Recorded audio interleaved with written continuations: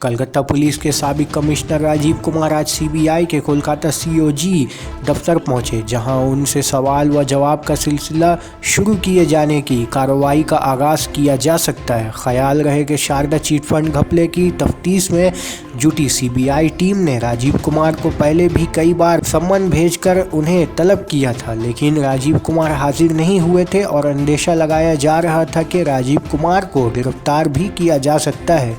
जिससे बचने के लिए राजीव कुमार को हाईकोर्ट का सहारा लेने पर मजबूर हो गए थे। आखिरकार कलकत्ता हाईकोर्ट ने उन्हें मशरूत राहत देते हुए सीबीआई के सवालात के तमाम जवाबात देने की हिदायत दी और इसी का नतीजा है कि अब राजीव कुमार सीओजी कम्प्लेक्स पहुंचे। वहीं वाज़ह रहे कि साल 2013 में शारदा मामला सामने आया था, जिसमें सुदीप्तो सेन नामी शख्स ने शारदा चिट फंड कंपनी की आड़ में आम लोगों का हज़ारों करोड़ रुपया लेकर फरार हो गया था, जिसके बाद रियासती हुकूमत ने एक खुसूसी टीम